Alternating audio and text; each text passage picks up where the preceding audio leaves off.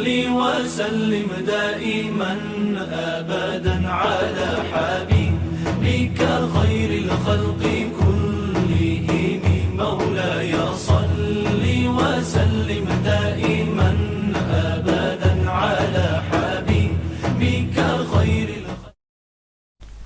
Bismillahirrahmanirrahim. Assalamualaikum warahmatullahi wabarakatuh. Alhamdulillahirabbil alamin. Assalatu wassalamu ala asrofil anbiya'in wal mursalin wa ala alihi washabbihi ajmain, amma ba'du. Bagaimana kabar hari ini kalian semua di rumah? Alhamdulillah kalau semuanya dalam keadaan sehat walafiat. Di masa pandemi ini kalian harus jaga kesehatan ya. Harus sering-sering berdoa, makan makanan yang bergizi. Oke? Di sini Ibu kembali lagi dalam pembelajaran jarak jauh ya yang diselenggarakan oleh KKG PAI Kecamatan Lemah Hungkul. Baik, di sini hari ini kita akan belajar pendidikan agama Islam dan budi pekerti kelas 4 bab 5 Aku Cinta Nabi dan Rasul. Kisah keteladanan Nabi Musa alaihissalam. Nah, anak-anakku yang soleh dan solehah, sebelum memasuki pembelajaran, mari kita berdoa bersama.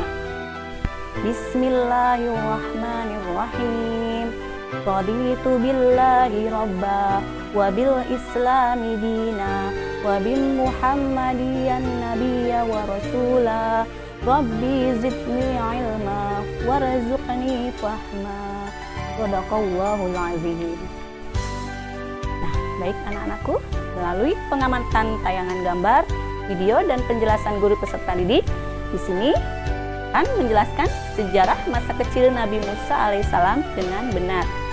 Yang kedua, menyebutkan perilaku yang baik sebagai implementasi pemahaman kisah keteladanan Nabi Musa alaihissalam dengan benar.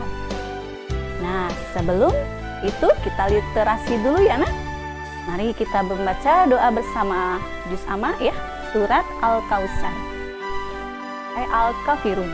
Bismillahirrahmanirrahim. Qul ya ayyuhal kafirun la a'budu ma ta'budun wa la antum 'abiduna ma a'bud wa la ana 'abidun ma 'abadtum wa la antum 'abiduna ma a'bud lakum dinukum waliyadin. Shadaqallahul azim. Baik anak-anakku soleh dan solehah, di sini kita sebagai umat muslimah muslim ya harus cinta kepada siapa? Kepada Nabi dan Rasul. Nah, diantaranya di sini mengisahkan tentang keteladanan Nabi Musa alaihissalam. Di sini yang pertama, masa kecil Nabi Musa alaihissalam.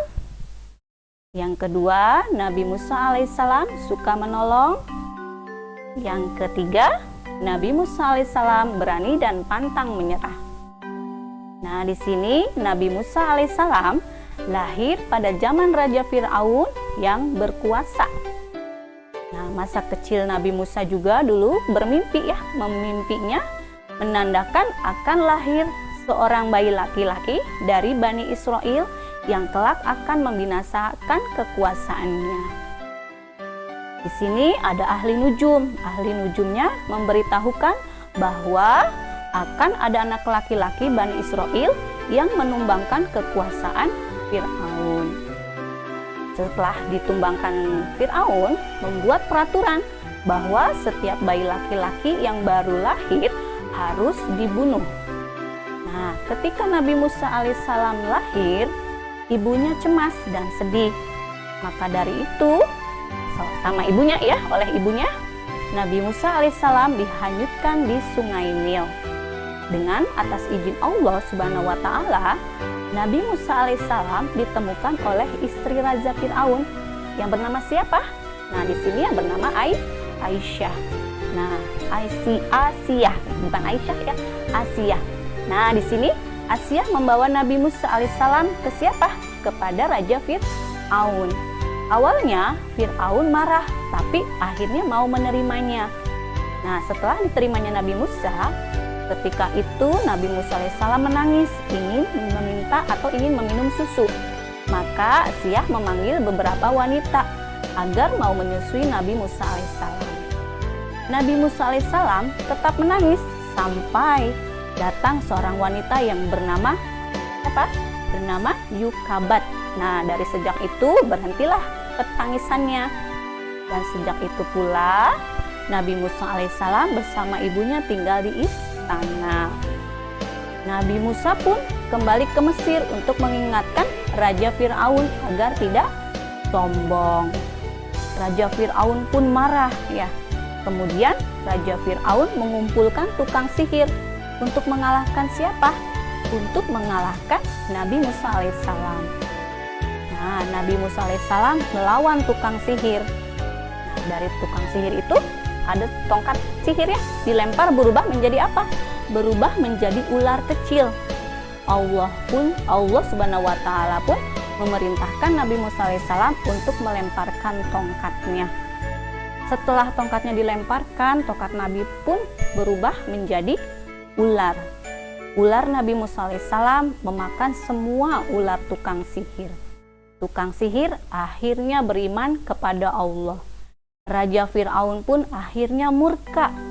Rakyat yang beriman disiksa, dibunuh. Raja Fir'aun akan membunuh semua orang yang beriman. Nabi Musa alaihissalam mengajak orang beriman untuk meninggalkan Mesir. Raja Fir'aun dan tentaranya mengejar Nabi Musa alaihissalam beserta pengikutnya. Raja Fir'aun pun dan tentaranya pun mengejar Nabi Musa beserta pengikutnya. Dan dengan atas izin Allah Subhanahu wa taala, Nabi Musa alaihissalam dapat membelah lautan. Raja Fir'aun dan tentaranya tenggelam di Laut Merah. Ya, itu ya, berikut cerita dari kisah keteladanan Nabi Musa alaihissalam. Di sini apa yang harus diterapkan anak? Nah, yang harus kita terapkan keteladanan Nabi Musa diantaranya harus saling tolong menolong ya, dan pantang menyerah. Tuh ada ya, harus suka tolong menolong. Yang kedua, di sini apa? Berani dan pantang menyerah. Yang ketiga, ya tadi udah ya. Di sini ada kesimpulannya ya, anak-anak. Kesimpulannya, kita harus meneladani kehidupan Nabi Musa alaihissalam. Di antaranya apa? Tadi sudah ya, sudah dijelaskan, yaitu suka tolong menolong. Yang kedua harus berani ya, bukan berani dalam bergulat, tetapi juga harus berani dalam bertanya ya ketika kita kesulitan. Yang ketiga, pantang menyerah. Nah, di sini anak-anakku yang soleh dan solehah ada evaluasinya ya. Nah, yang pertama, mengapa waktu baru lahir Nabi Musa alaihissalam dihanyutkan ke sungai? Yang kedua, siapakah nabi ibunya Nabi Musa alaihissalam? Yang ketiga, sebutkan 2 mukjizat Nabi Musa alaihissalam. Yang keempat, sebutkan 2 sikap yang bisa dicontoh dari kisah keteladanan Nabi Musa alaihissalam. Yang kelima, dalam keadaan bagaimana Raja Fir'aun meninggal. Nah, silakan anak-anak kerjakan di rumah ya apa yang tadi sudah Ibu sampaikan. Alhamdulillah, terima kasih semuanya. Mudah-mudahan apa yang Ibu sampaikan kalian bisa menerapkan di rumah maupun di mana saja ya. Oke, Ibu akhiri. Wassalamualaikum warahmatullahi wabarakatuh.